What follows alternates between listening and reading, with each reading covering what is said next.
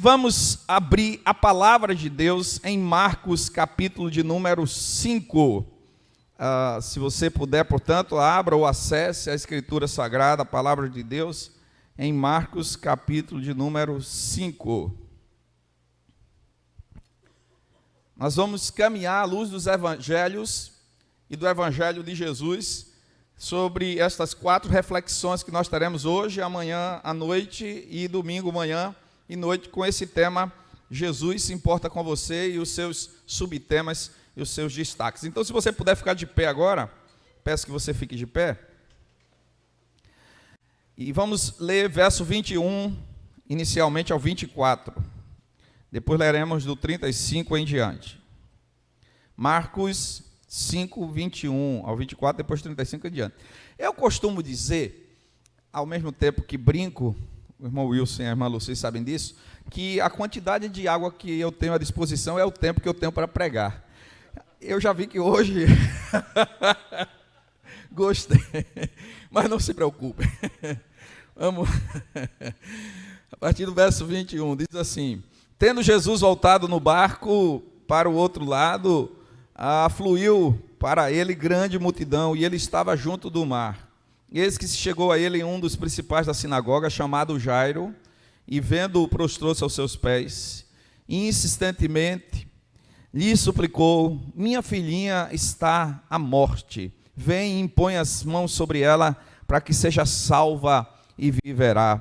Jesus foi com ele, grande multidão o seguia, apertando. Verso 35, falava ele ainda, quando chegaram alguns da casa do chefe da sinagoga, a quem disseram: tua filha já morreu, por que ainda incomodas o mestre? Mas Jesus, sem dar atenção a tais palavras, disse ao chefe da sinagoga: não temas, crê somente. Contudo, não permitiu que alguém o acompanhasse, senão Pedro e os irmãos, Tiago e João. Chegando à casa do chefe da sinagoga, Jesus viu o alvoroço, os que choravam e os que pranteavam muito. Ao entrar, lhes disse: por que estáis em alvoroço e chorais? A criança não está morta, mas dorme. E riam-se dele. Tendo ele, porém, mandado sair a todos, tomou o pai e a mãe da criança e os que vieram com ele, e entrou onde ela estava. Tomando-a pela mão, disse: Talitá cumi, que quer dizer: menina, eu te mando, levanta-te. Imediatamente a menina se levantou e pôs-se a andar, pois tinha 12 anos. Então ficaram todos sobremaneira admirados. Mas Jesus ordenou-lhes expressamente que ninguém o soubesse, e mandou que dessem de comer a menina. Glorificado seja o nome do Senhor Jesus. Pai, eis aqui a tua palavra, eis aqui a minha vida ao teu dispor, para expor a tua palavra, para compartilhar aquilo que o Senhor colocou no meu coração. Que seja a tua voz a falar à tua igreja, que o teu Espírito me instrumentalize, de maneira que as palavras que fluírem dos meus lábios te sejam agradáveis e glorifique o nome do Senhor, alcançando o coração do teu povo para edificação, para consolo, para transformação, para salvação, no nome de Jesus. Amém. Podem sentar. Meus irmãos, as experiências bíblicas são formidáveis, de forma muito especial os evangelhos, quanto aos relatos e às verdades que trazem, especialmente quanto a alguns dilemas, quanto a alguns pontos que são um tanto quanto bem paradoxais. Nesse texto, que no seu bojo, no seu meio, nós temos também uma outra experiência muito importante, expressiva e significativa. Nós temos o medo de um lado e a fé que é despertada do outro. Nós temos o desespero de um lado e, por outro lado, o conforto, o consolo. Nós temos a desesperança e nós temos o renovo da esperança apresentado então nesta passagem. Nós temos a experiência de um homem que passa por uma das situações mais difíceis e mais pesadas de uma vida, que é ter alguém da família enfermo, mas de forma muito especial, sobremaneira, quando trata-se de filhos. E este homem, ele honrava e temia a Deus, um homem imensamente respeitado lá na sociedade, religioso, líder da sinagoga, portanto conduzia muitos judeus, era um representante de Deus ali naquela sinagoga, ao tempo que também tinha recursos, condições, mas estava passando por um dilema enorme, por uma angústia que ele buscava a resposta e não estava alcançando e não estava encontrando. E penso quantos questionamentos passaram na mente daquele homem, perguntas talvez, inquietações, perturbações, que muitas vezes só sabe quem passa, ou a pessoa mais íntima, esposa, quando não, somente o indivíduo e Deus. O bom de tudo, e eu louvo a Deus por isso, é porque Deus nos conhece como nós somos. Deus nos entende como nós somos. Deus conhece nosso coração, nossa fragilidade, nossa limitação, sabe das nossas angústias, sabe das nossas dores. E às vezes dores que são ainda mais doídas, porque não são tangíveis, mas estão lá dentro, não são palpáveis, mas são reais. Tratando de um mês como este, onde há um despertamento no cuidado e no zelo para com um tema que há uns 30 anos atrás, 20, se falava que ia ser uma epidemia, mas se tornou muito mais do que uma epidemia, tornou-se uma pandemia completa, que é a depressão. Presente em todos os países, em todos os lugares, em todas as cidades, sejam elas maiores ou menores, e em capitais, às vezes até mais.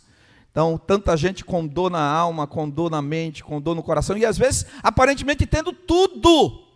Eu tenho sabido de relato que as pessoas têm tudo, têm recursos, bons trabalhos, ou esposa bem empregado, bem situado, casas assim, formidáveis, tudo que alguém pensa para ser feliz, mas com um vazio, com um buraco lá dentro, com uma dor que só sabe quem passa. E volta a dizer, o bom de tudo é que Jesus, ele conhece, ele sabe cada detalhe do nosso coração, da nossa alma. E aqui eu quero falar para você, aqui você que nos acompanha, Jesus te conhece do jeitinho que você é e que você está. Sabe das lutas, sabe das angústias, sabe do passado, sabe talvez de algumas situações não curadas, algumas feridas abertas, alguns traumas, e ele conhece, ele sabe.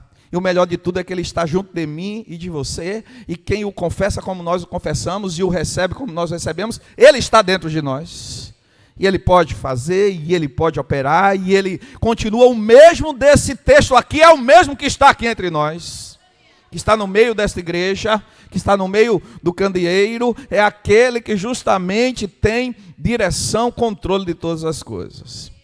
Aqui nós encontramos, portanto, um homem na sua fragilidade, mas um homem que toma algumas atitudes sobre as quais eu quero partilhar com os irmãos, para manifestar justamente atitudes necessárias de buscar a pessoa certa e a demonstração de que quando ele vai à pessoa certa, a resposta que ele alcança e que ele encontra.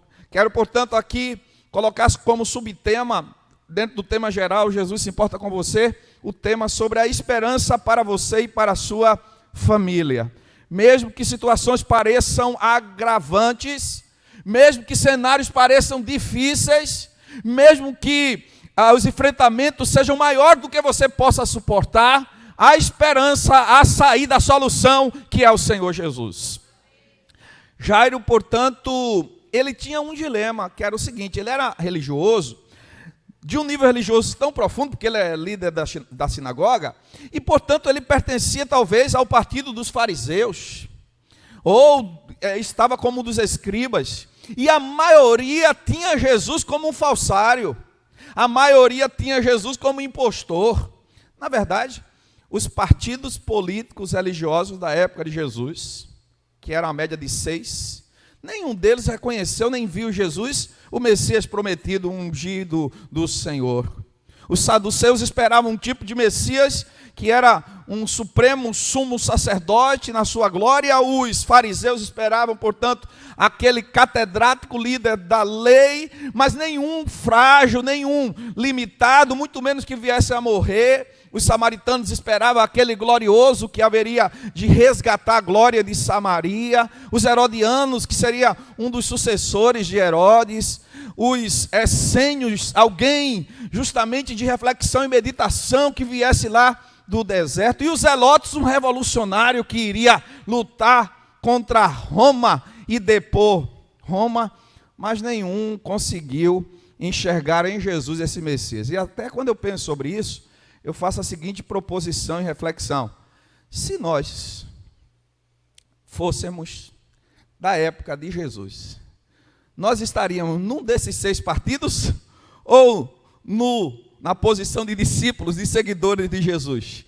daqueles que não se enquadrariam em nenhum desses partidos políticos religiosos? Voltando para Jairo, ou provavelmente dos fariseus, talvez não dos saduceus, porque não demonstra ter ligação diretamente com o sinédrio, sobretudo com essa hierarquia sacerdotal. A verdade é que todos os seus pares, ou a maioria dos seus pares, excetuando ali o Nicodemos, ali o José de Arimateia, outro ali, mas uma boa parte dos seus pares não cria, não via Jesus como Messias. E agora, como é que isso ia ser trabalhado na cabeça deste homem? Por quê? Porque certamente ele já tinha clamado ao Senhor, Deus, Jeová, Yahvé, demais. Certamente que ele já tinha investido recursos que tinha para cuidar da sua filha. E aqui entre nós, meus irmãos, nós temos filhos, netos, mas com recorte para filhos. Quando um filho nosso enferma e adoece, é muito angustiante. Quando é, aspas, uma gripe mais simples, ok, mas quando aprofunda, por exemplo, quem aqui já teve filho internado? Alguns, não é? Às vezes, quando mais criança, eu já tive em 2 momentos, pneumonia, outras situações. Meus meninos mais novos desenvolveram um tal de mastoidite, que eu não sabia que negócio era esse, que aprofundou num nível tão pesado que foram mais de 17 dias de internação de um e outro, quase 20 dias, podendo evoluir para uma meningite. E pense o que é o coração de um pai, de uma mãe, que precisando trabalhar, desenvolver ministério, e a mente sempre lá e querendo voltar a todo tempo para lá e revezando. É uma dor, é uma angústia, só sabe quem realmente passa. Jairo estava numa situação assim, ainda mais e muito mais. A gente não sabe qual era a enfermidade. A verdade é que era uma enfermidade tão pesada que o texto diz que Jairo estava quase que desesperado, quase que justamente entregando todo tipo de confiança. Aqui eu aplico isso para vocês, meus irmãos, e aqui falando até para a igreja. Pensar na história dessa igreja é pensar numa história de fé. Pensar na história dessa igreja é pensar numa história de confiança em Deus. Porque quantas batalhas, quantas lutas contra o reino das trevas, quantas situações que pareciam quase que intransponíveis, mas como a matéria-prima e o capital da igreja é a fé, esta igreja está de pé porque tem fé em Jesus Cristo. Porque Ele é o autor e consumador da fé desta igreja. Porque Ele é o alicerce firme, é a sustentação, é a rocha inabalável para esta igreja. Mas também para a minha e para a sua vida. Então o Jairo, ele toma uma decisão. Mesmo que viesse a ser censurado, mesmo que viesse a ser criticado, mesmo que viesse sofrer até afastamento da função, ele toma uma decisão. E qual é a decisão que ele toma? Eu vou ao encontro daquele homem. Porque ele já tinha ouvido falar da parte dos religiosos negativamente, mas eu creio que muitos da congregação, da sinagoga dele, tinham falado positivamente, quando puderam contemplar, constatar e verificar quem era Jesus. Então ele toma uma decisão impressionante. Vou ao encontro de Jesus. Até aí, aparentemente, nem tanto. A questão é o que ele vai fazer. Ele vai lá para próximo do lago de Genezaré, ou o mar da Galileia, esperar Jesus, porque soube que Jesus estava vindo. Jesus tinha vindo de um momento especial para um homem que estava aprisionado por demônios, por uma legião, chamado endemoniado Gerazeno ou Gadareno, e o Senhor libertou e transformou aquele homem. E aqui eu afirmo uma questão importante. Existem muitas situações que são de ordem psiquiátricas, existem outras situações que são de ordem psicológicas, e a gente precisa ter a sensibilidade e direcionar para os profissionais, mas existem situações que são de ordem espirituais, e só quem pode resolver é o Senhor Jesus. E é por isso que aquele homem foi transformado pelo Senhor, quando era já desacreditado, persona non grata, tido como de fato alguém que só ia destruir todos, ao ponto de ser amarrado por correntes e grilhões no cemitério. E no encontro com Jesus, aquele homem foi liberto e foi transformado, e Jesus continua libertando e transformando vidas nos dias de hoje. Que muita gente desacredita e diz que não há mais jeito, não há mais condição, não há mais perspectiva, mas quem tem um encontro com Jesus, e Jesus se interessa por cada vida, se torna uma nova criatura, faz parte de uma nova geração. Aí Jesus agora vem, e quando Jesus ele aporta lá, ele desembarca, eis que uma grande multidão o esperava. A multidão tinha as suas motivações, a multidão tinha as suas expectativas, mas mesmo que a motivação não fosse a de adorar, de temer e de servir, mas a multidão tinha uma parte muito expressiva que sabia que em Jesus tinha uma resposta para o que eles precisavam. De modo que eu quero dizer com isso é que, no final das contas, o que as pessoas precisam é ir a Jesus, irem a Jesus como estão, irem a Jesus como se encontra, porque eu desafio qualquer pessoa, a partir da minha experiência, do que eu tenho vivenciado e visto ao longo da minha vida cristã e desses quase 24 anos de ministério. Não tem ninguém que verdadeiramente indo a Jesus, se colocando diante de Jesus e sendo alcançado por Jesus, que continue do mesmo jeito, porque a sua vida é impactada por Jesus. Ela é de fato tocada e mudada por Jesus. Está aqui no meio da multidão enorme Jairo, o líder, o homem de respeito. Ele toma uma decisão que é ir a Jesus, mas mais ainda, olha o que o verso de número 22 diz. Quando a multidão estava a rodear Jesus, ele está lá no meio, e quando ele vê Jesus, ele se prostra aos pés de Jesus. Você imagina a cena? Por isso que eu gosto de ler o texto bíblico e os evangelhos e ir lá para dentro. Imagina a multidão, enorme, gente demais.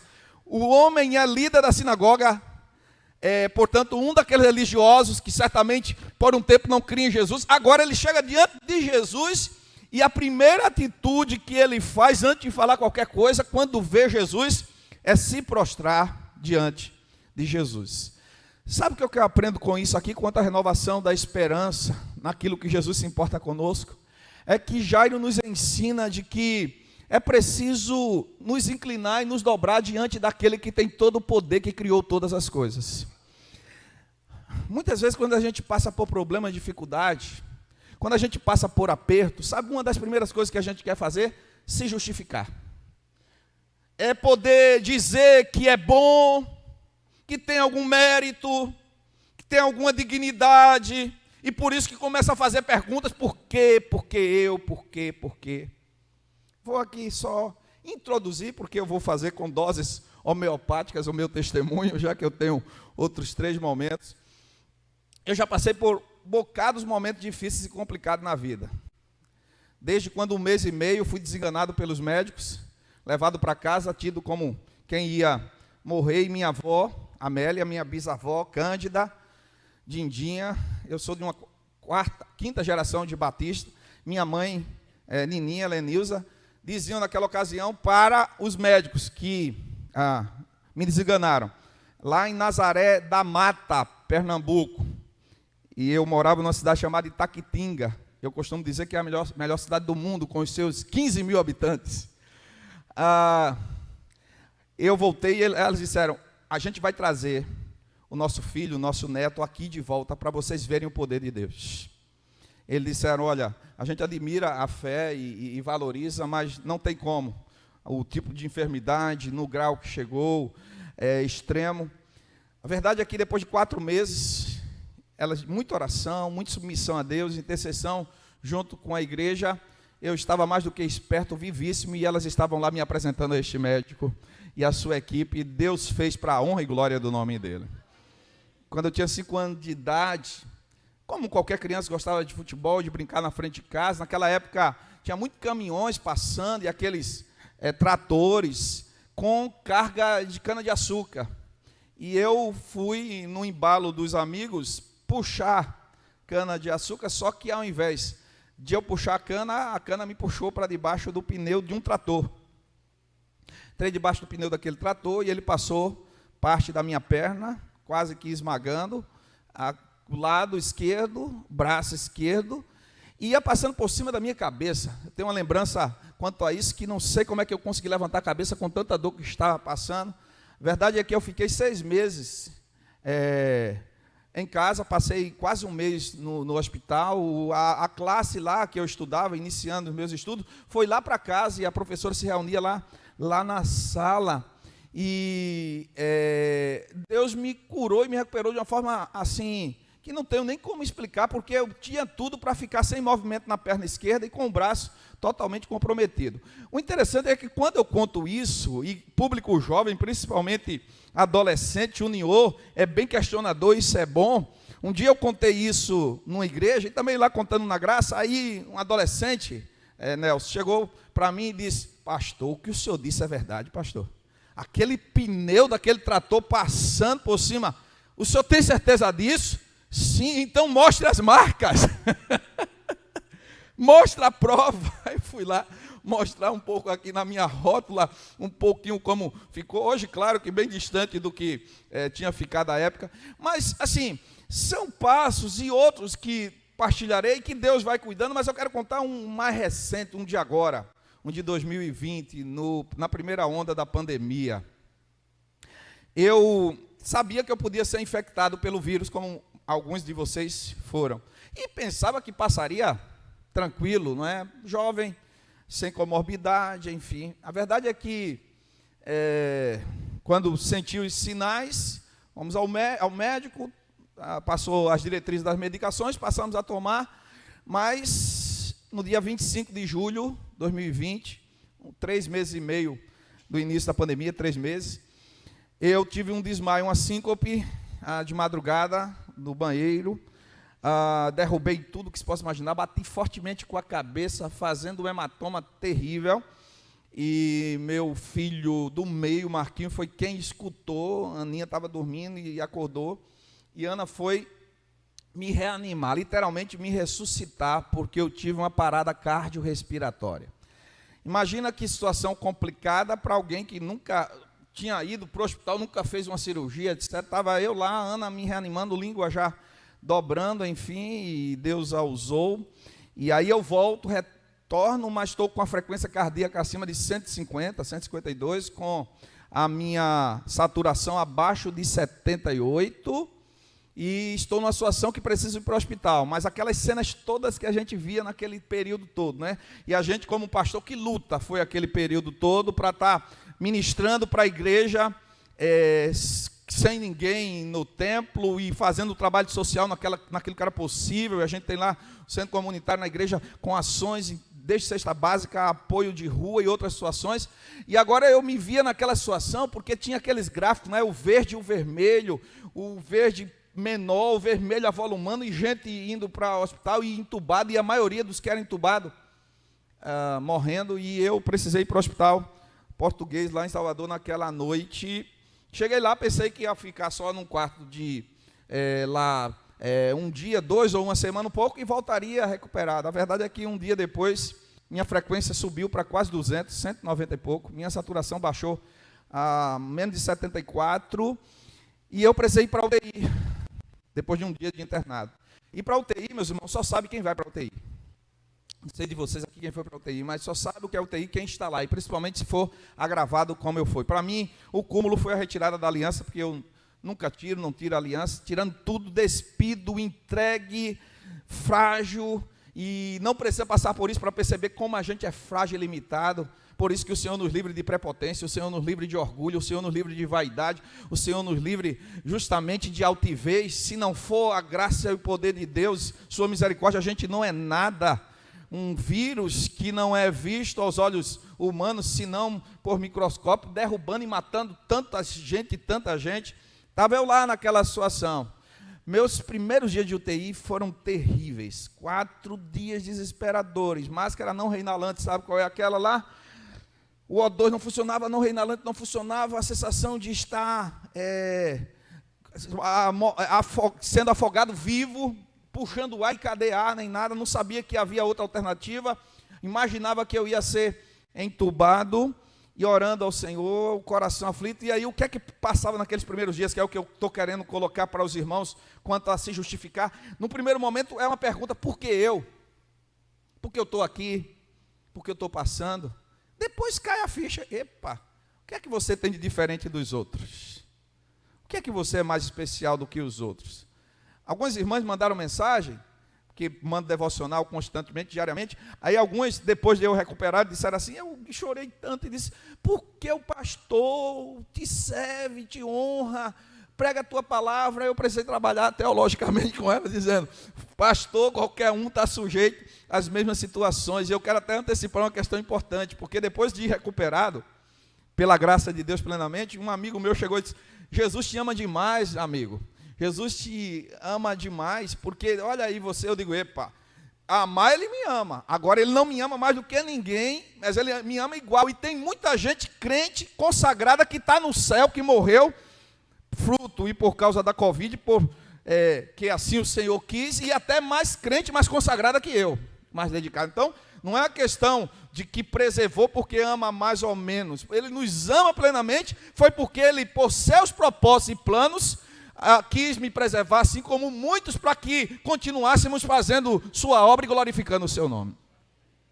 Então, meus irmãos, eu tive, depois do 5º dia, a graça de Deus providenciar um aparelho. Na verdade, o aparelho, digamos que foi a bondade de Deus através dele, mas foi a mão de Deus, porque se fosse o aparelho pelo aparelho, não faria nada, nem medicação. Foi Deus, tão somente Deus, que operou Deus, e foi para a glória de Deus. Mas aí, esse aparelho de alto fluxo ajudou bastante, medicações, só que depois de um tempo eu tive uma recaída, uma infecção hospitalar, e a Covid acabou pegando mais forte novamente. Eu tive pneumotórax, edema, tromboembolia pulmonar, aquilo que era para tomar na barriga apenas uma vez, eu tomava 2 no dia, 60 e 60, uma doideira. Quando eu começo a lembrar disso daí, é só a misericórdia de Deus. Cada dia na UTI parecia um mês e muito mais. A verdade é que é preciso ter um coração muito voltado para Deus, para entender e descansar e colocar diante de Deus o limite entre a expectativa e a ansiedade, enfim, aquilo tudo que passa, mas sabendo que em tudo Deus está cuidando. A gente não pode estar querendo se justificar diante de Deus. Foi isso que Jó entendeu, quando por um momento Jó quis arrazoar na sua dor, na sua angústia, mas diante de Deus, a gente, quando não entende, a gente precisa ter a certeza que Deus soberanamente está cuidando de nós, e que a vontade de Deus sempre é boa, sempre é perfeita e sempre é agradável. Ela é soberana e ela é a melhor para nós, ela é excelente. Sei que, como eu disse que ia ser dose homeopática, eu não vou entrar em outros detalhes. Sei que o Senhor, depois de muito tempo de luta e batalha, com algumas experiências que compartilharei pontualmente, Ele me livrou da intubação, numa situação que foram 3 momentos, mas um ficou marcado na minha mente, que estava certo para ser entubado naquela madrugada, para aquela manhã. Deus me preservou. Na manhã seguinte, estava lá, Licenor, o médico coordenador da UTI, Ivan, Ana Paula, Firmino, enfermeiros, enfim. E eu quase certo que ia ser entubado, mas na verdade a palavra que eu ouvi foi: olha, pastor Erivaldo, fiquei conhecido como pastor da UTI. Não sei o que é que está acontecendo aqui, porque todos os casos iguais ao seu, um pouco menos mais grave, foram de intubação. O seu quadro é gravíssimo, 100% comprometimento pulmonar e tudo o que envolve, mas tem alguma força, energia ou luz agindo nesse lugar que a gente não sabe o que é. Aí com essa bola levantada, eu mesmo cansado e tossindo, eu disse: eu preciso falar um pouquinho para vocês. E aí foram 10 minutos que eu pude testemunhar de quem era essa força, energia e luz, senão a graça e o poder do Senhor Jesus agindo naquele lugar. E assim, milhares de pessoas que eu agradeço demais, talvez certamente aqui do Sergipe, orando em nosso favor, Pernambuco, Bahia, Brasil, outros lugares mais, mas foi Deus que operou. Glória a Deus, porque alguns daqueles médicos entregaram sua vida ao Senhor Jesus como Senhor e Salvador. Firmino voltou, o próprio Licenor, que estava afastado, outros mais, enfermeiros, e Deus foi glorificado naquele lugar para a honra e glória do nome dele. O Senhor me recuperou quando havia sinais de que eu ficaria com graves sequelas, inclusive pulmonar, fibrose, outras situações mais. Mas dizia o meu querido amigo, irmão Rosalvo Coelho, quando filho do saudoso pastor Valdívio Coelho, quando brincando comigo, disse: o senhor vai voltar ainda mais forte e com um microfone de potência plena no seu pulmão.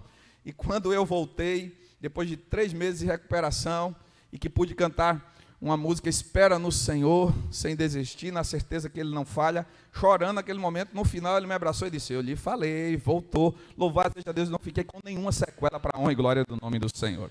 Mas eu quero voltar aqui para o texto, para dizer o seguinte aos irmãos: Jairo poderia razoar, poderia justificar, mas Jairo não. Jairo abriu o coração e se derramou diante do Senhor. Ele adorou ao invés de protestar. Ele glorificou a Deus ao invés de abominar a vida e se colocar contra Deus e murmurar. Tem gente que por coisa pequena está murmurando. Tem gente que por coisa tão ínfima está reclamando. Ainda bem que não é o caso de ninguém aqui, amém. Esperamos.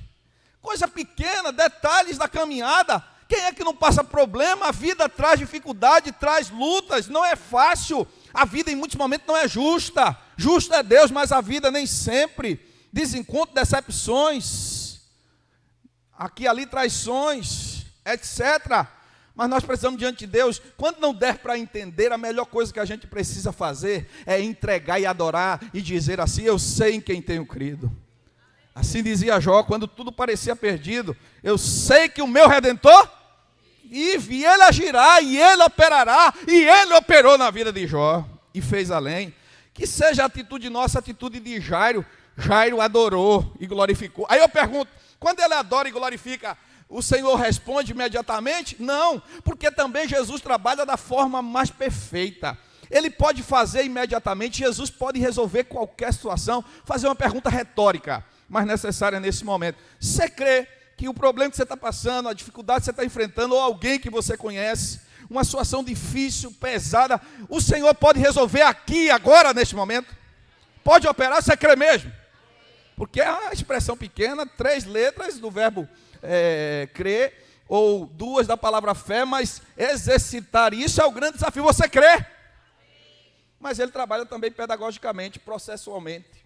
Foi isso que ele fez com o nosso querido Jairo. Diz o texto que ele estava lá dobrado, e agora ele deve levantar a cabeça, e a Bíblia diz que ele insistentemente suplica e diz: Senhor, minha filhinha está à morte, verso 23. Vem, impõe as mãos sobre ela, para que seja salva e viverá. Que atitude belíssima. Além de adorar, ele confiou perseverantemente, insistentemente, naquilo que, motivacionalmente falando, nos últimos dias se chama de resiliência, mas é muito mais do que resiliência. É acreditar apesar de, é continuar batendo, é continuar procurando, é continuar buscando, e ele fez isso com insistência, todas as vezes. É inevitável, para mim, na condição de alguém que ama a história dessa pessoa que vou citar, e da referência de vida que foi, e ainda continua falando, mesmo depois de morto, quando leio esse verso 23, que é Martin Luther King Jr., diante de tudo que passou e padeceu, mas de uma confiança inabalável em defesa daquilo que eram suas convicções bíblicas, pastorais e do exercício da sua profissão. Quando num dos seus últimos discursos, lá em Selma, em Montgomery, ele justamente pôde dizer, tem várias frases, mas uma das que me marcam muito é quando ele diz assim: olha, a vida traz desafios, obstáculos e lutas, momentos os mais cruéis e atrozes. Quando acontecer isso com você, e ele estava passando perseguição, hostilidade, continue voando nos propósitos de Deus. Se você sabe o que é que Deus tem para você, e se você está dentro da vontade da palavra de Deus, continue voando. Quando não der para voar, corra rápido. Quando não der para correr rápido, ande da forma que puder. Quando não der para andar rápido, ande devagar, mas não pare. Quando não der para andar, rasteje, só não pare. Prossiga para aquilo que Deus tem separado para a sua vida. Você precisa perseverar, você precisa prosseguir. Nós somos de uma geração que muita gente está parando muito facilmente no caminho. Diz o texto de Hebreus, nós não somos daquele que retrocede para a perdição, nós somos daquele que avança para a salvação. Nós devemos continuar avançando. Essa igreja vai continuar avançando. E se Jesus não voltar antes, ela vai completar 220, 330 e caminhará até a volta de Jesus. Que você avance, porque já avançou em confiança. E eu gosto muito da atitude dele. Veja que coisa impressionante deste homem. Além de dizer perseverante e insistentemente, ele usa a expressão: se o Senhor impôs mãos sobre minha filha, o que é que vai acontecer com ela? Ela será salva e viverá e será curada. Sabe aquela palavra lá daquele comandante lá de uma centúria, de uma parte de soldados romanos, um centurião, que disse quando Jesus ia justamente curar o seu servo na sua casa: não entre na minha casa não, porque eu não sou digno que o Senhor entre, mas se o Senhor disser só uma, meu servo ficará. Meus irmãos, a gente precisa pedir a Deus que Ele nutra no nosso coração essa fé, essa confiança segura de que se o Senhor quiser, Ele faz. A palavra do Senhor tem poder. Eis que agora, nesse intervalo, chega uma mulher enferma, curiosamente enferma há 12 anos, a filha de Jairo tinha 12 anos. A mulher estava quase morrendo em vida, a filha de Jairo estava quase morrendo também. Aquela mulher não tinha mais esperança, gastado tudo o que tinha, todos os seus recursos, e agora ela para Jesus. Jairo poderia prontamente ficar indignado. Jairo poderia ficar prontamente revoltado com aquela mulher. Parou o Senhor que estava caminhando para ir lá para a minha casa.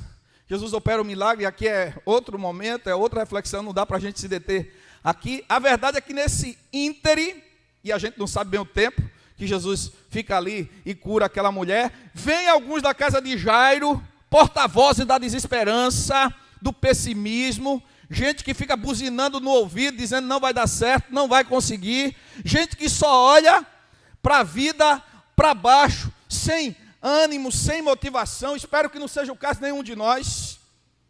Eu não estou falando de um otimismo aqui jogado no vazio, não. Eu estou falando de uma esperança firme naquele que é o nosso Redentor e vive para sempre. E chega e diz assim: Jairo, para de inquietar o mestre, porque a tua filha já morreu. Meus irmãos, imagina que notícia dada assim, na teia, na bucha, na face de Jairo.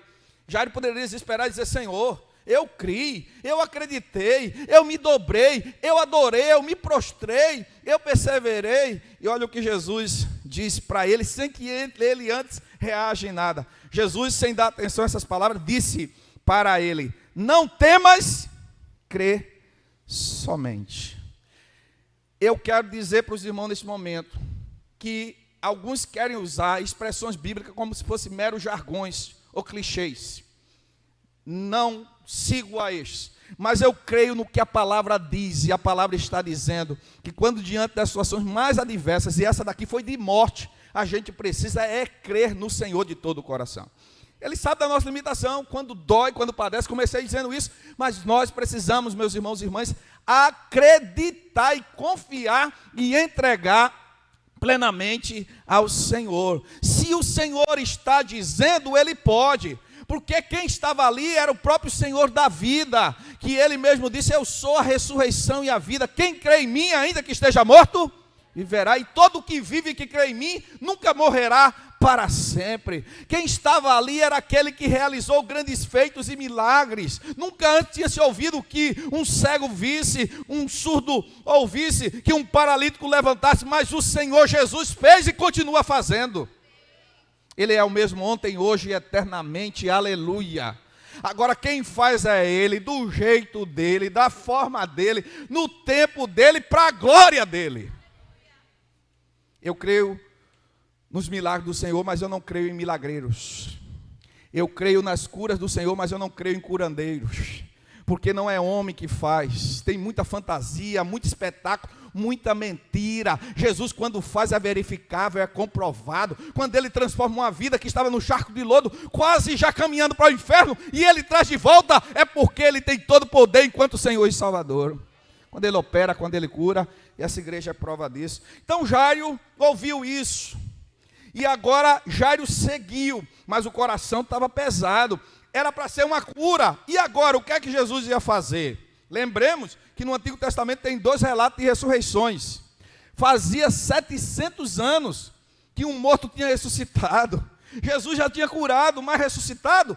Segundo alguns exegetas, inclusive o saudoso pastor Russell Shedd, Thompson e outros mais, essa foi a primeira ressurreição, antes mesmo do filho da viúva de Naim, antes mesmo de Lázaro. Portanto, como é que Jairo ia acreditar nisso? De uma cura para uma ressurreição. Jairo caminha, quando chega na casa, choro e mais choro, tanto daqueles que estavam chorando de verdade, como aquelas carpideiras e outros que eram contratados com essa finalidade.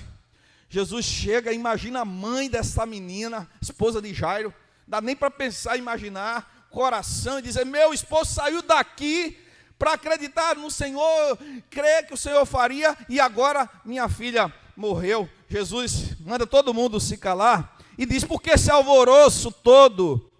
A criança não está morta, mas dorme. O que é que a maioria fez? Riu. Riu porque parecia um absurdo. Riu porque não acreditava, como Sara no momento não acreditou que Deus lhe daria um filho em idade avançada com o útero estéril. Mas a maioria não sabia quem é que estava falando, por isso que Jesus disse, saiam todos. Quem é que ficou? Jairo, a esposa, a mãe da menina, e os 3 apóstolos mais próximos dele. E aqui vem a última lição com a qual eu fecho essa reflexão, dizendo, adore mesmo na dor e no sofrimento, persevere mesmo quando tudo parece contrário, acredite de todo o coração, mesmo que tudo diga que não vai dar certo. E 4, obedeça a palavra do Senhor, porque a palavra do Senhor tem autoridade e tem poder. Jesus chega sobre a menina, e a menina estava morta. Eu gosto até de brincar, mas tem gente que diz que o nome da menina era Talita ou Talitá. Talitá é a expressão, obviamente, em aramaico, e o significado dela. Jesus chega sobre a menina e vai dizer para a menina, Talitá cumi, menina, eu te ordeno, levanta-te. E agora vamos entrar nessa sala com o pai, a mãe e com os 3 apóstolos. Jesus falou, a morte ouviu, deixou a menina ressuscitou. A igreja crê nisto? E este mesmo Senhor que falou e que agiu lá, é o mesmo Senhor que está aqui conosco e em nós, e que continua falando e operando. Por isso que no seu coração você possa obedecer de todo o coração, com toda intensidade, e o Senhor vai fazer além do que você imagina, pede ou pensa, segundo o poder dele que em nós opera, que na igreja opera. A menina levanta, e o texto diz que os próprios pais ficaram espantados. Meus irmãos, imagina a alegria do coração daquela mãe, imagina a alegria do coração daquele pai. Não dá para traduzir. Ver um filho curado é glorioso, mas ver um filho ressuscitado é algo que assim foge a qualquer limite da razoabilidade. Por isso que eu costumo dizer, pastor Paulo, pastor Cláudio, que este livro, ele contém história, ele contém geografia, ele contém vários aspectos humanos, mas acima de tudo este livro é um livro de fé. É um livro de quem crê e acredita que aqueles que fez no passado e que vivo para sempre está, é o mesmo que aqui opera nos dias de hoje. E aquela família constatou, e os apóstolos puderam constatar, e aquela multidão que tinha blasfemado e rido também, constatou. E é interessante que a menina, quando ela acorda, quando ela ressuscita com fome. Faminta, porque o texto diz que pediu para que os pais a alimentassem. Olha que festa, que alegria. Eu não sei detalhes da sua vida, mas Deus conhece você melhor do que você. E eu não sei se está havendo desesperança, desânimo, ou abatimento, ou mesmo até desespero em algumas circunstâncias, se algum clima de, não só enfermidade grave, mas até de morte de sonho, morte de projeto, do seu coração, está querendo rondar sua vida, sua mente, seu relacionamento, sua família. Mas eu quero dizer que aquele que concedeu vida a essa menina está aqui, e ele vai operar na sua vida ainda mais para a glória do nome dele, operar no seu dia a dia, operar na sua caminhada. Confie na palavra dele, creia naquilo que ele diz, desenvolva ainda mais fé, obedeça ao de todo o coração, persevere e ao mesmo tempo adore, mesmo quando não entende, mas entregue a ele. Eu tenho certeza que aquele que se importa comigo e com você, e que cuida de nós, continuará operando em nossas vidas. Louvado e glorificado seja o nome do Senhor Jesus. Vamos ficar em pé para a gente orar nesse instante. Enquanto nós estaremos aqui com o instrumental com o pastor Nelson, eu quero lhe convidar para uma atitude de fé. Agora, é claro, é você e Deus, sem se importar com ninguém, você e Deus. Você tem algum desafio, alguma luta, alguma situação difícil na sua vida, ou de alguém que você ama e está clamando, e você quer exercitar a fé como o Jairo exercitou e a esposa dele, e Deus operou na ressurreição da sua filha, eu convido você para vir aqui para a gente orar junto neste momento na presença do Senhor. Um ato de fé.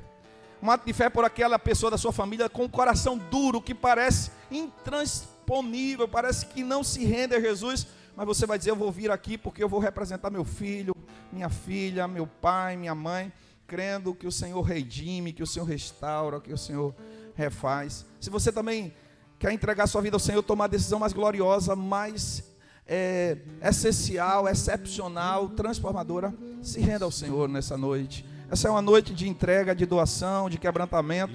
Louvado seja Deus pelo aniversário dessa igreja, por este primeiro dia, pelo que Deus vai fazer durante esses dias para a glória do nome dEle. Quero convidar o pastor Paulo para orar por nós, por estas vidas aqui. E se alguém estiver se rendendo ao Senhor, é uma noite de redenção. Você em casa também. E depois continuaremos para prosseguir com o nosso culto. Oh Deus, obrigado, Jesus. Rendemos a Ti toda a honra, toda a glória, Senhor. Tu és exaltado neste lugar. Ó Deus, que transforma vidas, que faz de novo quando já se pensava que era o fim. Nós glorificamos o Teu nome, porque esse povo que veio aqui à frente, ele veio com um ato de fé, um salto de fé, de confiança na eficácia do Teu poder, o poder restaurador de Jesus, o poder curador de Jesus, o Jesus que transforma vidas, o Jesus que se importa conosco.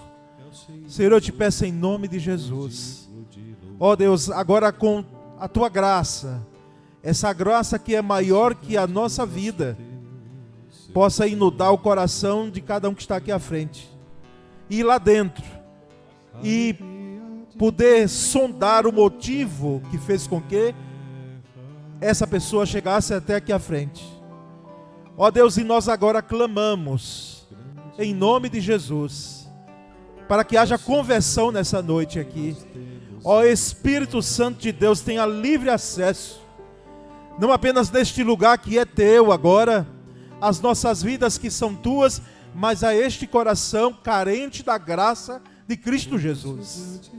Ó Deus, vai lá, naquele lugar que só o Senhor pode entrar, e faz com que uma nova vida seja gerada pelo poder do Teu Espírito Santo, e que haja novo nascimento aqui, Senhor, e que haja transformação de vidas baseado no arrependimento genuíno. Ó Deus, nós clamamos em nome de Jesus. Nós, ó Deus, colocamos em Tuas mãos gente que precisa, Senhor, não apenas de cura física, que é o caso de alguns aqui, mas de cura espiritual e emocional. Cura, Senhor, para a glória do Teu nome, porque sabemos sim que existem implicações sérias na vida de gente que nós amamos, e alguns aqui estão representando um filho, uma filha, um familiar, um amigo, em nome de Jesus, Senhor. Nós colocamos agora em Tuas mãos, Pai, e clamamos, e te pedimos a Tua graça restauradora, transformadora sobre essas vidas. Nós agora, Deus, lembramos das famílias que têm sido um alvo, assim claro, direto, das hostes do diabo. Nós agora clamamos em nome de Jesus pelos núcleos familiares aqui, as famílias representadas. Ó Deus, em nome de Jesus, que haja também transformação, que os nossos filhos, Senhor, que esposa e esposa, possam, Senhor, estar debaixo da Tua graça, da mão poderosa transformadora de Jesus, a voz que ordena que é para levantar e não para continuar caído, prostrado. Nós, ó Deus, clamamos pelas famílias aqui, Senhor. Tenhas misericórdia e traz, Senhor, renovo para a honra e glória do Teu nome. E agora, Senhor, encerrando essa oração, esse clamor, eu coloco em Tuas mãos, Senhor, aqueles que necessitam de uma cura mesmo física, porque cremos, ó Deus, que o Senhor pode curar quando quer. Ó Deus, como foi bendito aqui, nós, ó Deus, cremos no Jesus que transforma, e agora nós clamamos em nome de Jesus. Se o Senhor, ó Deus, quiser fazer, pode fazer isso agora, e nós cremos. Transforma agora, Senhor, cura agora, para a honra e glória do Teu nome. E nós, ó Deus, continuaremos rendendo a Ti toda a honra e toda a glória e todo o louvor. Essa é a nossa oração e nós fazemos em nome de Jesus. Amém. Louvado seja Deus.